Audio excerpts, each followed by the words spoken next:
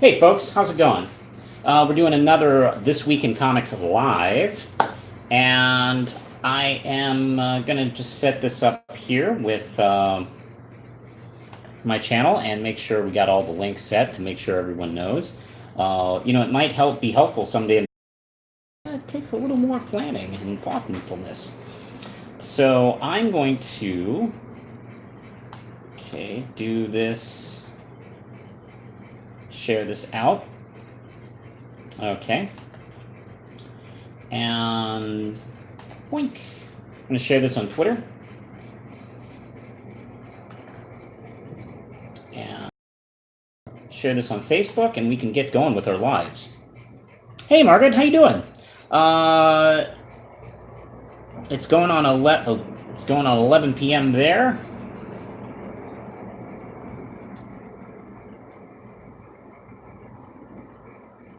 And let me just inform the public that I'm doing stuff. Speaking of doing stuff, I am... Let's see. There we go. It takes so long. You know, it's funny. It doesn't feel like it takes long until you're doing it on live, and then it's like... Then it's a nightmare. Pop-Tarts.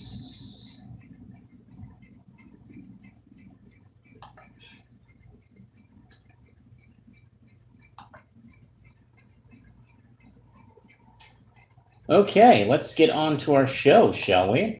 Let's see. Oh, it's going on 11 p.m. here, but I just wanted to see your stream before bed. Oh, wow. Let's see. Well, thank you. That's very nice. And let's see. Let me just get going here. Let me start this up. And okay, now I'm going to be reviewing some comics, and I'm going to do this live. And I could go for some Pop-Tarts. So I found these awesome Spider-Man Pop-Tarts, and I have some green tea in my blueberry cup. So I thought maybe I might review some comics with you live while fixing up some Pop-Tarts. Spider-Man Pop-Tarts, those are the best. And speaking of Spidey, this week, I am reviewing Amazing Spider-Man 24, Avengers number 20, Miss Marvel, the Magnificent Miss Marvel, number 4. Let's see, this is from last week, but it's Unstoppable Wasp number 9. Wonder Woman 73, Fantastic Four number 11, and Steven Universe number 29. Hey, Marvel, Steven Universe is a higher number than most of your books. Stop renumbering. All right, now, let's see. If you ground Spider-Man Pop-Tarts to dust, will they become Infinity War Pop-Tarts? Yes, and you can snort them. Now, follow me, and I'm going to fix up some Pop-Tarts here. Okay, I'm just going to take a tour of the apartment here. I'm going to go out of my studio. I'm going to walk through Lindsay's studio. This is where she works and creates her magic. I'm going to pass Lindsay. You're not going to see her. Hey! And here we go, finally to the kitchen. And I'm going to set you here. That's perfect. Yes. How you doing? So, we're going to have a little Pop-Tart fun. And I don't know if you've had any of these, but they've been pretty good. Let's see. Let me take a look here. And now I thought these only had the... Oh, man. Okay, cool. These have some cool Spider-Man images. Here's the Spidey face logo. And here's some text with Spider-Man on it there. And I'm going to heat these up and eat them. All right. All right. Let's see.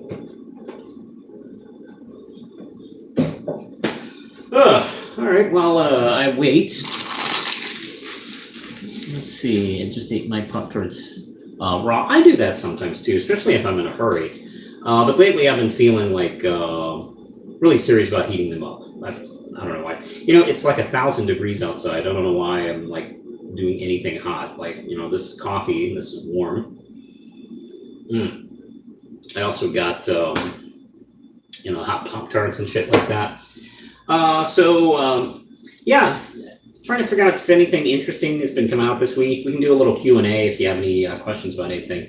I know J.J. Abrams and his son Henry, I think it is, announced that they were doing a Spider-Man miniseries called Spider-Man. It's going to introduce a new villain, which they've created, and focus on Spidey and Mary Jane. Mary Jane is actually going to be an important part of the miniseries, which is pretty cool. I know a lot of people, and probably rightfully so, like, you know, joking or calling this, you know, nepotism, like, oh man, this guy gets to write Spider-Man because his dad's J.J. Abrams. And yeah, you know, as someone who like has been struggling to get into the comic book business, yeah, I do think about that. But you know, I'll be honest, like my dad was J.J. Abrams and he said, hey, I think we can get a shot at doing a Spider-Man comic. You want to do it? Like, I'm not going to go, no, that would be unfair. Yeah, fuck that. I would do it. I'd jump on that. That's just me. Look, if you get a chance, take it. So hopefully he's good. Here's the thing. I imagine, I'm going to guess that Henry Abrams is going to be doing the bulk of this. Like maybe his dad is going to be like, you know, co-writing and helping along.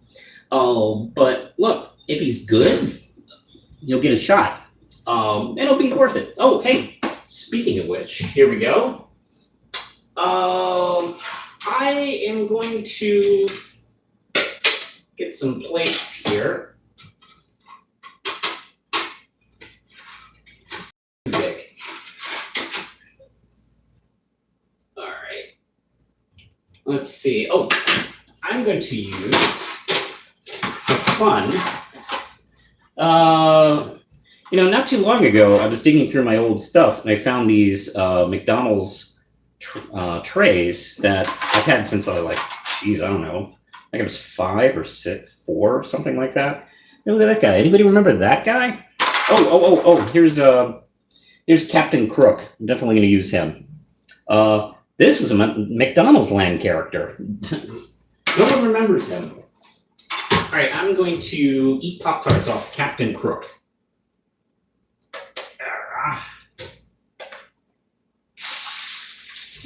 And we're going to be talking about some comic books too. Follow me. Hey, look at this painting that Lindsay made. Look at that. She did that. All right. It's the Real Mano Show. Hey, what? All right. Now we're back. Let's see.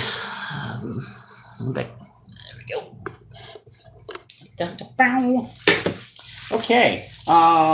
Let's see. Have you read Crowded? It's about a world with crowdfunded assassins. Oh, that's interesting. I haven't heard of. No, I haven't heard of that. Oh, you have a lovely home. Thank you, Margaret. Very happy with it. And let's see. You know, it's been really great. We don't have any complaints. We moved in here last year. We have a lot of space. It's absolutely gorgeous. And the neighborhood and the building's really nice. It's old school, built in the 20s. It's a really nice place. The only complaint we had is we had a mouse actually pop up in the apartment like twice this year.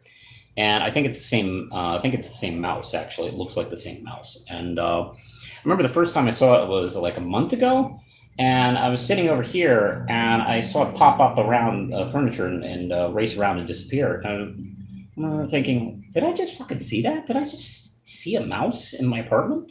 Then we set up some traps and it kind of disappeared.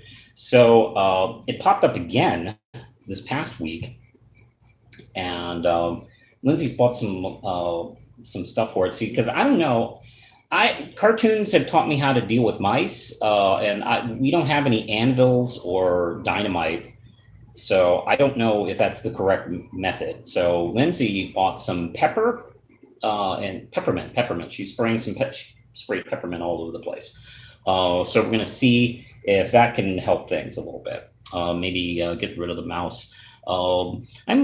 I've dealt in the past with like roaches in an old apartment, and that was really disturbing. I did not like that, as opposed to all the people who would. So we're trying to get rid of that. But other than that, man, this is probably the best apartment I've ever lived in. It's absolutely gorgeous. Let's see. What's the worst beating you've seen Spider-Man get?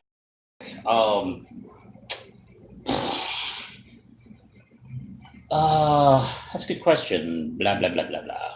He he has taken a. I don't know. I keep thinking about the fight with the Juggernaut, which was really cool. It's almost like a Terminator story with Spider-Man and the Juggernaut, where he just keeps getting beat down and crushed by him, and he just keeps standing up. Kind of like that one a lot. Let's see. Dash and scan. Those things are fast as fuck. Yeah, nice. Okay, like the second time, we like cornered it, the TV, and we chased it out, and it literally disappeared in front of my eyes. I was looking. It was. I was behind some the table and chairs. I was like, okay, it'll come out the other side. And then it just poof disappeared. It might as well have used a little tiny smoke pellet and it took off. We think we know where it climbed through. So Lindsay made sure to spray all over that area. So we'll see if that has the effect. Marion McDaniel, what do you think of Steven and the Gems if they would went into Godzilla's dreams? Oh man, who doesn't think about that? I'm not sure. That's Godzilla's dreams is an interesting concept. I don't know. I don't have a ready set answer for that. Let's see. Like as fast as roaches. Yeah, I don't know. I almost think mice are faster. Because I can catch a roach. Done. So I don't know. So, all right. I have these cool Tarts. They're both delicious as fuck. And I'm going to eat the one that's biting on it. Oh. This is, I think it's like spiderberry or something. I'm eating blueberry and spiderberry, which are real fruits, by the way. Look it up. All right. Now, I hope, my shirt's a little annoying. Hold on.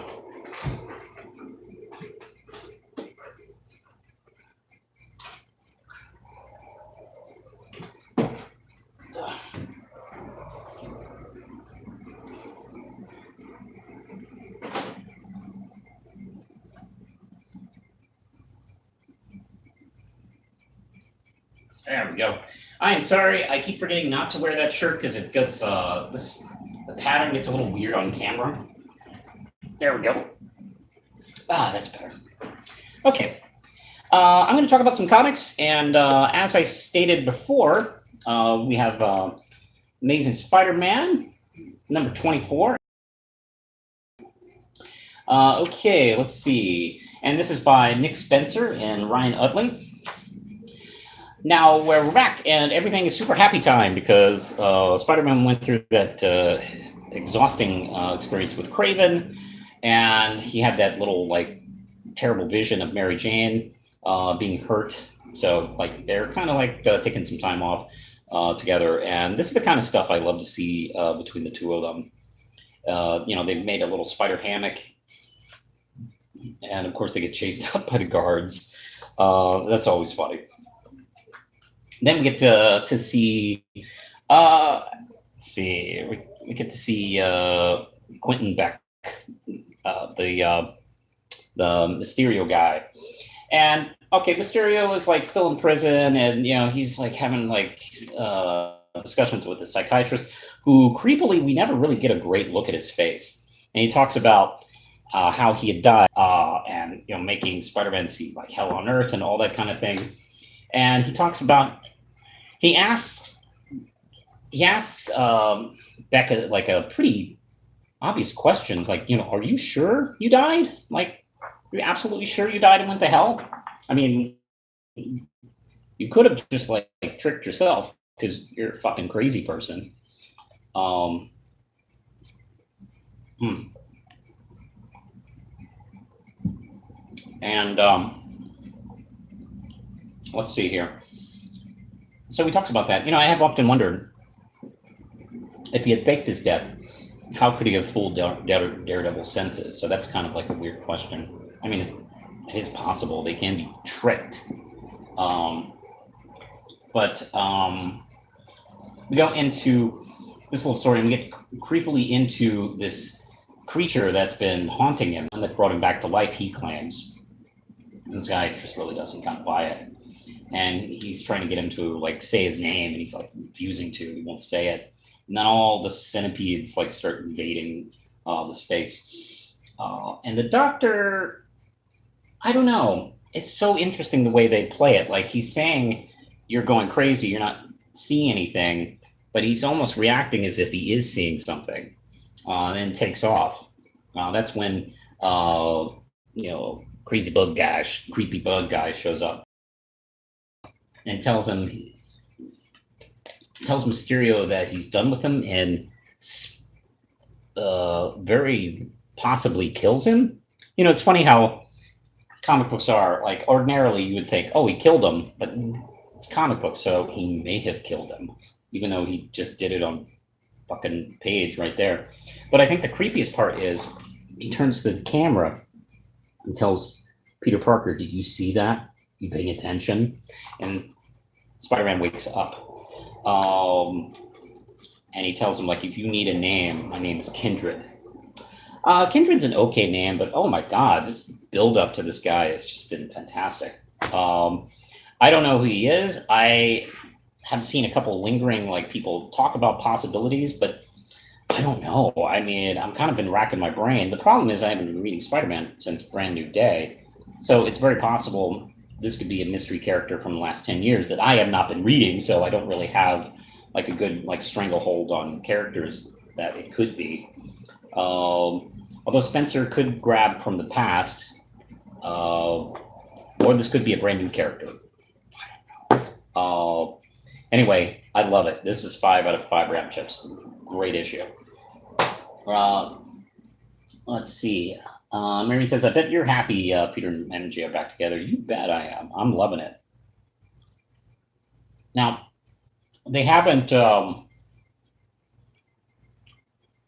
reversed the Brand New Day thing, the two together. But, you know, if they're back together, then who cares?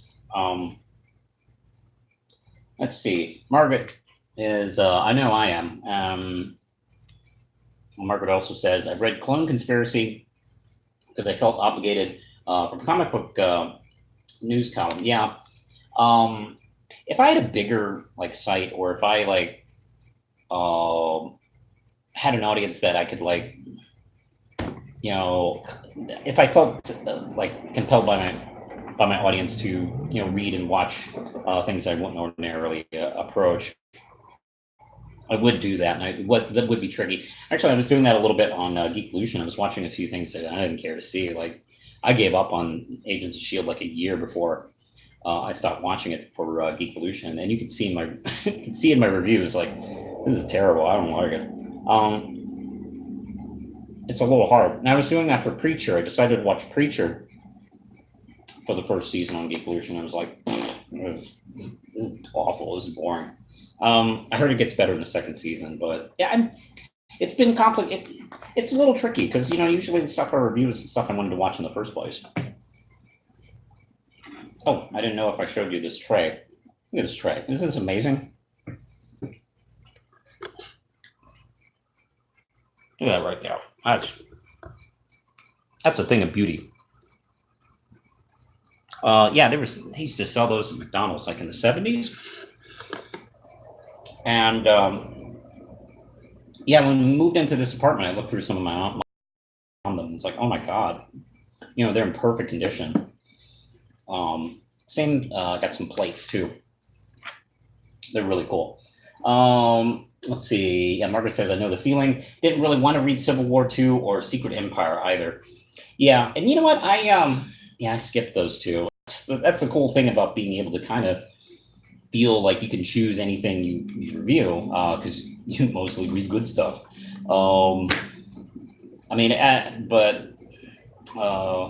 yeah, I mean, sometimes I do miss stuff that maybe I would have liked, and had to find out, later on. All right, let's move on to Avengers number 20. And this is by Jason Aaron and Ed McGuinness. Now, this actually was the last issue I read because it's kind of a tie-in to War of Realms, which is not the crossover. I haven't been reading the crossover. I was going to read it like after it was done. So I actually read this last. I was less than the others. And if I had known this issue entirely would focus on She-Hulk, I would have read this first. Because this is great. This really gets into Jennifer's head quite literally, where her past selves kind of confronts who she is currently, and they have a kind of great, kind of almost meta conversation about who she is, and a lot of self reflection through the whole issue about what she used to be like, how much she misses it or how much she doesn't want to be that anymore. Meanwhile, she's got to go on a mission and fight trolls. And by the way, this conversation she has with Captain Marvel about fighting trolls is worth the issue. I think this page is absolutely fantastic. Like, oh, I don't get any subtext on this about fighting and taking on trolls. Yeah, Captain Marvel wouldn't know anything about that. And it's very cool. I mean, there's a lot of great Ed McGuinness pages. I was very excited to see him draw She-Hulk, particularly this big, like, hulked out version of She-Hulk. I think he's been doing such a great job with her. Absolutely love it.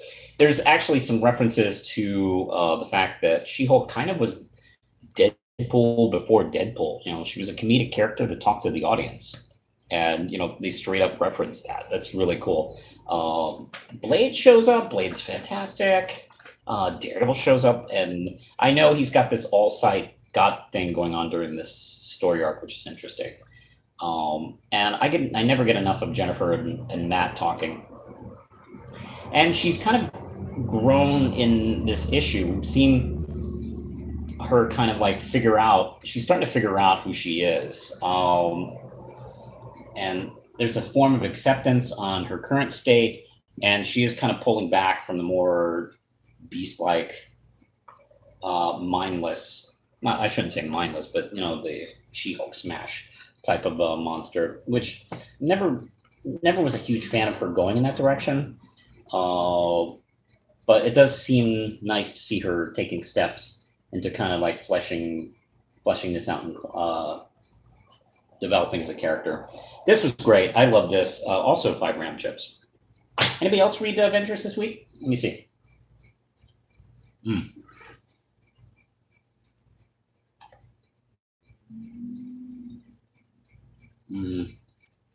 don't think so. Okay.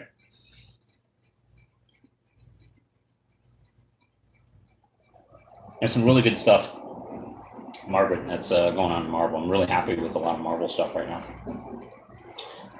Speaking of which, let's jump over to The Magnificent Miss Marvel. And let's see, this is from Saladin Ahmed and Minkyu Jung.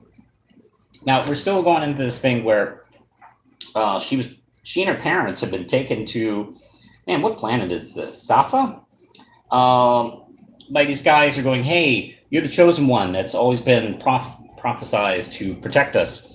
And of course, when the leaders like come to her, they come basically on the same day her parents learn that she's Miss Marvel. And they go, well, no way you're going to another planet without us. You were taking us. So she's going on, this epic space adventure with her parents, which has been pretty funny so far. Because there's a few moments that are normally kind of standard trope scenes, kind of ruined by her mom and dad being mom and dad. Absolutely, I love this so far. And of course, there was a big twist last issue where the rulers were basically trying to use her to take care of like the rebels of their planet. And she's kind of getting closer to the prince, who is a rebel himself, and he's been, standing up against his own father, the king. And by the way, the prophesized mythical monsters that were supposed to be attacking their planet actually do attack. This is quite good. I know she's supposed to get a new costume next month, and I'm not sure, what the whole story is with that. This is a really interesting story. I'm very curious. After this is done, her parents and her are going to have a very different relationship, and it's kind of an important story arc actually so far. This one was really good. I'm going to give this a strong 4 out of 5 ram chips. And let's see. Let's see. Margaret says, blah, blah, blah. Half my poll list is DC. The rest is split between Image, Titan, and others. I don't really read any Titan. I read a little bit of Boom and Image and IDW. I need to get back to some. There's some Image books I've not been buying lately. I need to get back to. Oh, let's see, who do you think was hit hardest by the Hulk's death? Well, I don't know. Jennifer really was hit pretty bad by that. That really did seem to help mess her up quite a bit. And she even makes reference to Bruce's current state, which has not been helping. Yeah, it's so funny. I go back and forth between Marvel and DC all the time. I kind of grew up mostly 60-40 Marvel and DC. And then in the 90s, Marvel went really bad. I mean, Marvel had a real drought creative-wise during the 90s. And I became almost full entirely on DC. There was I think for a while, I was only buying Daredevil, Hulk, and Spiderman, and that was it for the longest time over at Marvel for 5 years or something like that. And then, I stopped reading during the Clone Saga, and then Peter David left Hulk, and literally, for a while, it was all DC and then Daredevil, and that's all. I mean, I've read Daredevil consistently, even good and bad, since since 92 or something like that. I just haven't given up on the title. And now since New 52, I read I don't know, I read 3 DC titles. I read Wonder Woman, I read Justice League, which is really good. And I've been reading Young Justice, but I don't know, I might drop that. Let's see, does Tamaki's She-Hulk run even have an overarching plot? If she did, it was abruptly canceled. It felt like it was abruptly canceled. Her run felt a lot like Bruce Jones' run on Hulk. There was a lot of build up and intensity for Jennifer, even transforming, and a lot of tension dealing with Jennifer trying to not transform. That's what that kind of reminded me of. About Tamaki's She-Hulk run. I thought it was pretty decently done. It may have not been the take on She-Hulk I preferred, which that's sometimes, I was thinking about that earlier today, is sometimes a comic run can be perfectly fine the way it's made, but it's not the take that you feel is appropriate for the character. And that's kind of a confusing feeling sometimes. What if somebody makes Superman a total vindictive bully, mean-spirited and everything, and they do it really well? It's it's not the character. And going too dark for some type of character, well, it's not really kind of their bag, but it's really well done. And that's kind of the way I felt with She-Hulk. It's she can go in these directions, but I don't know. I still have iffy feelings about it. It is, I believe the whole thing's collected in trade, so you can, pick it up. My favorite run on She-Hulk has got to be the Dan Slott run. I thought that was just fantastic. Let's see. This is from last week, but I was able to pick this up this week. It's Unstoppable Wasp number 9. Now, I'll briefly go through this since it's last week's comic. This is from Jeremy Whitley. Absolutely love it. We still get to hold the situation with the AIM taking over and conquering, where they were like conducting the seminar. It was basically a trap for her and for Nadia and for Janet with this shape-shifting, this kind of disguising kind of character that can change faces. Meanwhile, Janet's fighting Whirlwind, who has been he's been chosen basically because he's always kind of like stalked her and fetishized her apparently. So he's taken full advantage of this, fighting her, and she takes him down pretty effortlessly. Wonderful fight. I absolutely love. There's a bit where Priya and one of her friends are trying to take out some AIM scientists, and her friends trying to come up with superhero names for her, hey, well, what are you gonna do, Bushmaster? It's like, don't call me that. And then she calls her something else. She calls her Captain Coffer or something like that. Oh, I don't know. It's funny. She's trying to get something to take. It's like, no, just shut up. Just stop calling me stuff.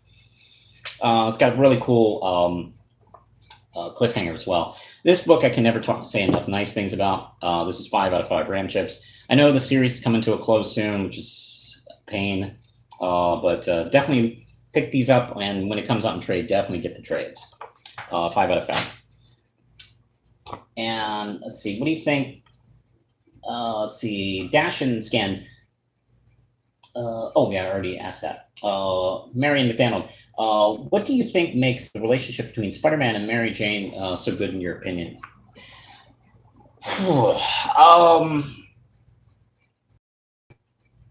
I think Jerry Conway did probably some of the best work with the relationship. And Mary Jane was kind of like the popular bad girl in a way, not the type that would usually be hooked up with, a nerdy kind of character like Peter Parker. But she and Peter connect, I think, really well because she recognizes in him a type of person that presents one face to the general public, and it really keeps who she is a secret to everybody else with a select few. And of course, that harpens back to the fact that, she, on the night that he went to go avenge Ben's murder, she saw him jump out of his room in the Spider-Man costume and figured out that Peter was Spider-Man, and kept that secret all for years and years and years. And I don't know, they the same kind of attitude and sense of humor. They kind of balance each other really well. They're one of my favorite couples of all time in comics, and I don't know, they just work so well together. And the fact that people thought that was dragging Spider-Man down is just bizarre to me, that you could think that. Okay, now I'm going to jump ship over to... Actually, wait, we only have one more Marvel title. Well, I'll do one more Marvel title, and then we'll go to Wonder Woman and Steven Universe. Number 11 from Fantastic Four, Dan Slott. And who's doing the art? Paco Medina. Actually, a few artists. I'll just go with Paco Medina for the most part. Gorgeous book. This deals with Franklin Richards. And he's been... both Johnny Storm and Ben Grimm have both caught on to the fact that he's been feeling pretty emo lately. He's 14 or something now. Hey, look, he's 14. It's taken him 40 years to get that old. I'm sure he's probably really kind of bugged about it. But no, I mean, he just recently, he has godlike powers, and he created universes that were recently killed, killing billions of people, and that's gotta. I mean, how do you react to that? How do you feel about that?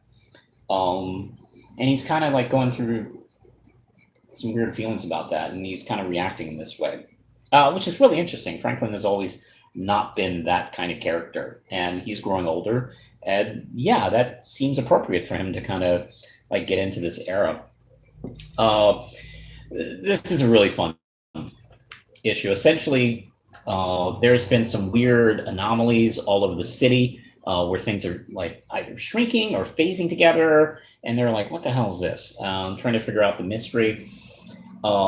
There's some really funny dialogue of both Reed and let's see, I can never pronounce her name. It's Vidalia or Valari. Let's see. Anyway, they're both explaining in Super Science double speak, which is pretty funny. And Ben Grimm is going, "Oh, great! Now I got that in stereo." Then a government agency called the DMV shows up, and they say, "Hey, you're letting your kids ride around these super vehicles, and they don't have a license. They need to get a license, and we're going to give them the driving test."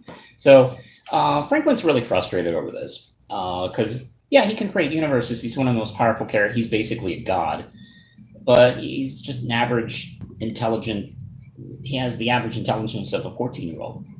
And he's frustrated by his sister, who's a super genius. That's her mutant power. And he's kind of frustrated. That's when the mystery is solved of who was doing it, and it's people from like the microverse causing problems. And he essentially saves the day and actually gets his license, where his sister doesn't, which is pretty friggin' funny. This is a great issue. The dialogue is just wonderful. Dan Slott's been creating this nice family atmosphere. I love how grounded he's put them in. Like he's put them on Yancey Street, which is a genius idea. And shop in a brownstone. And they've done a Doctor Who TARDIS thing where they've made it much larger on the inside. And I absolutely love the series so far. This is a great issue. I'm going to give this 5 out of 5 Brand Chips. Anybody reading Fantastic Four, by the way? Already got any opinions about anything about that? Okay.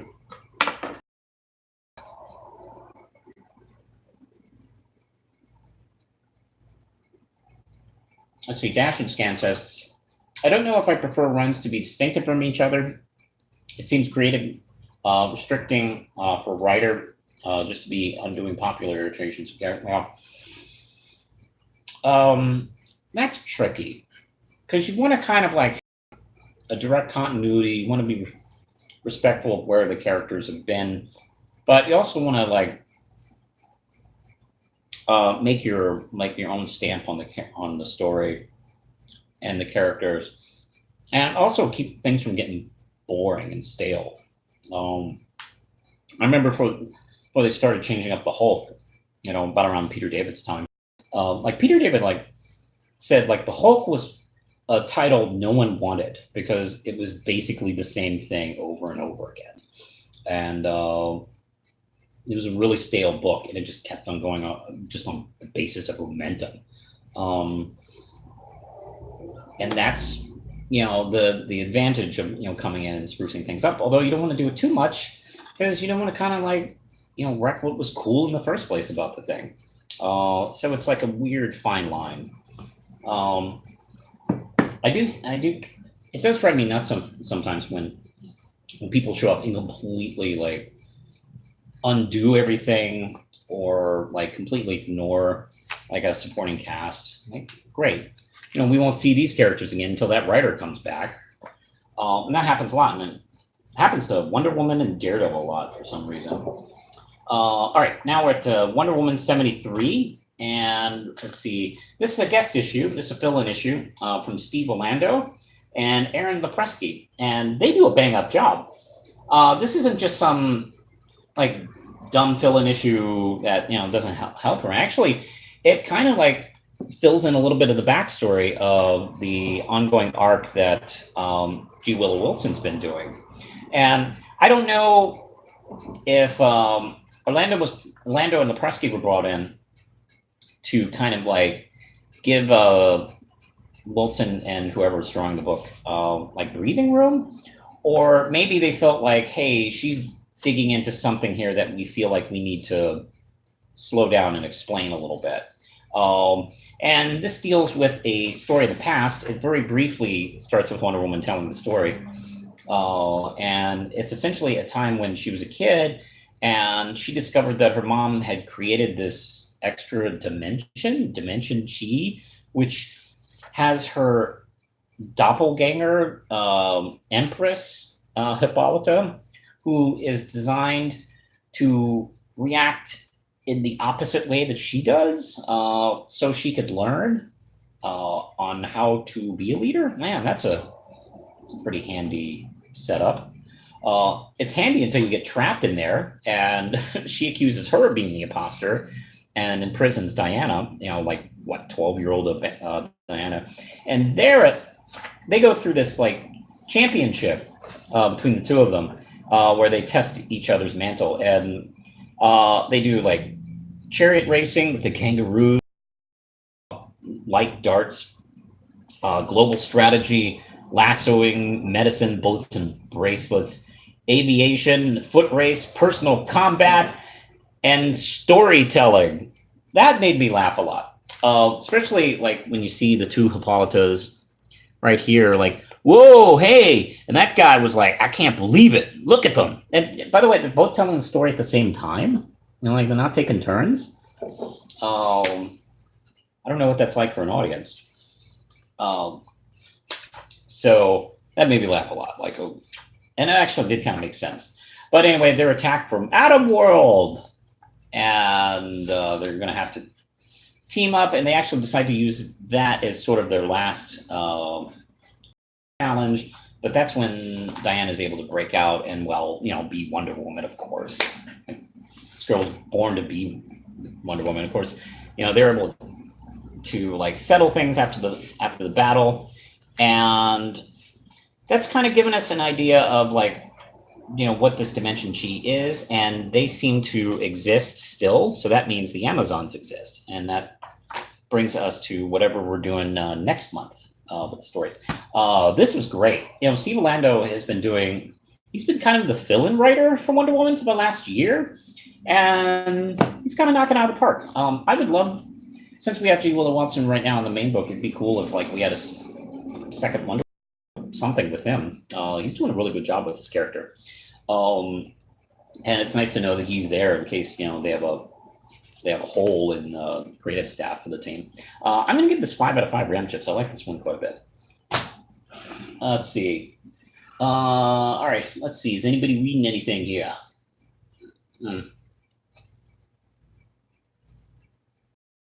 Marion McDonald. How do you think it would affect Spider-Man if he killed Norman Osborn? And how do you think his Superman events would feel about him? Well,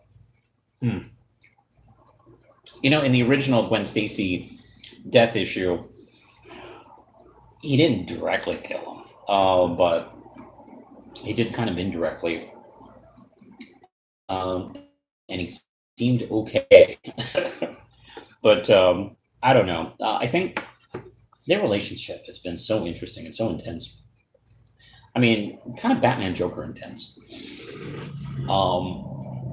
So I don't know. I think he would be fine. It would be interesting if he got like, if the public knew he killed Norman Osborn. That would be an interesting dilemma. So yeah, I don't know. I think that would probably be the diciest part of that situation.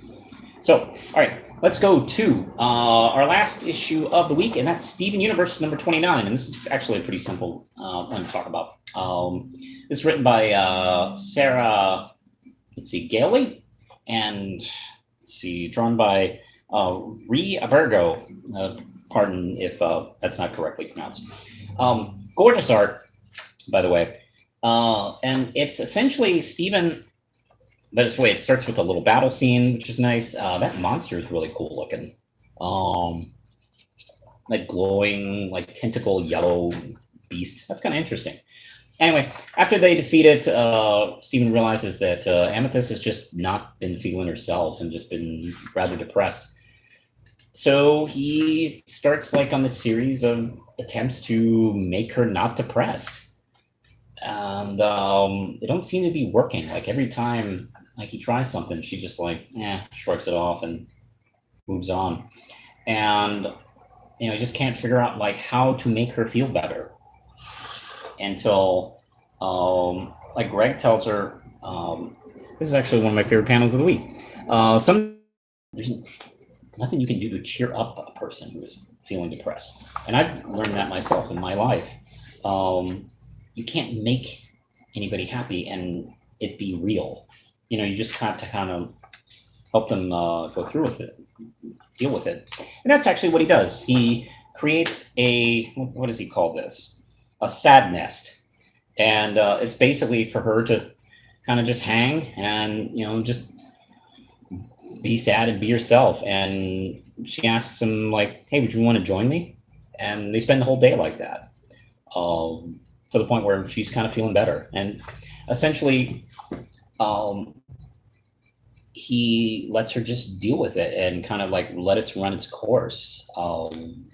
It's a really nice issue, actually. It's a really thoughtful issue about not only dealing with depression yourself, but being someone who you care about someone and you see them going through that.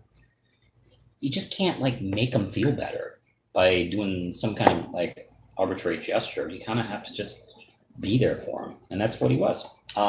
This is really sweet. I'm going to give it 4 out of 5 gram chips. Loved it a lot. All right, do I have a favorite issue of the week? Oh boy, man, there's some good stuff. I am going to go with a twofer. I'm going to have a tie. My 2 favorite issues of the week are Amazing Spider-Man number 24 and Avengers. These are my 2 picks of the week. Great comics. Love them a lot. Go check them out.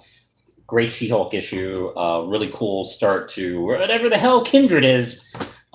Great stuff. So, just about done here. Let me see. Hold on. Let's see. Dash and scan. Well, I picked up 3 to 5 of anthology. I want to see some crazy ass art. Give it a look. Let's see. Marion writes, what do you think makes Greg dad? What do you think makes Greg Universe the best cartoon dad ever? That issue, I think, is a good example right there. He's really real. He's really honest. He's really supportive. He's really thoughtful. He's a great guy. If I was a dad, I'd like to be like that guy. And let's see. I have like I have an adopted dad who has passed away, and I have a natural father who lives quite a few states away, but I have contact with him. And they both have tiny bit, there's a little daylight in between their father parenting styles, but not too much actually. And they both, for the most part, let me be me. And that's really great. And that's kind of part of what a good parent does, is kind of support you, kind of mentor you, be that rock, tell you what's what, tell you when you're wrong, but also support you when you need it. So I don't know, he's just a great guy. I actually just kind of want to be. He's a good example for me. I think we always talk about role models and stuff like that. I think he's a good role model for men. I think he's an excellent role model. All right. Let's see. Have you read The Sculptor by McLeod? No, I have not. Let's see. I'd be interested in checking that out. I've been thinking more and more about independent books lately. I've been really up the ass on Marvel and DC in the last couple of years. I have been reading a number of independent books, like a lot of the short fuse stuff and some other things like Alex Breen's From Within and a few other people. And I want to get more and more into independent stuff and, the smaller published stuff and the straight up independent stuff, kind of like me. So I think that's almost it. I do want to say that, oh, what's this? Original graphic novels or issues. I'm more of an old-fashioned issue kind of guy, although I'm beginning to get more into like buying graphic novels and stuff like that. I'm reading Black Panther in trade. I'm gonna start reading Immortal Hulk in trade. I think I might start reading Justice League Dark in trade. I just picked up. Hold on, I'll be right back. I've become a big fan of Junji Ito's work lately. So I've been picking up his stuff. This is Jiao, and this is his walking fish monster story, which is apeshit crazy. It's absolutely amazing. Let me see. Let's see if I can get a good shot of this. Like, whoop, nope. Like, you know, oh my god, here it goes. Like, hey, you think sharks are scary? How about sharks with spider legs? This guy's kind of amazing. So I'm picking up his stuff, and obviously all these things are collected in trade. So yeah, I'm kind of going back and forth. I mean, look, I'm stuck in my ways. I love issues. Kind of programmed to love issues, but I am learning to dig the trades a little bit more. All right. Hey, speaking of independent stuff, I got to tell you guys, Red Knight is about to come back like now. And we're doing the Kickstarter this week. And you can get cool stuff like not only the first issue of the new series, it's the we're reprinting the first 8 issues, and then we're going to keep going.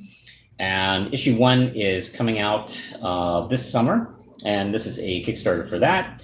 So we're going to get kind of like a dusted off, newly colored, newly lettered version. This is as perfect as I can get issue 1, and it's got the new Manos Publishing logo on it. It's going to have a thank you page for Kickstarter backers. That's going to be starting this week. I hope to have it start tomorrow, but I got to wait for the Kickstarter to confirm the page, so it may be a day late. But essentially, it's starting this week, and it's going to be a small. It's going to be a small goal compared to some other comic book Kickstarters I've seen in campaigns.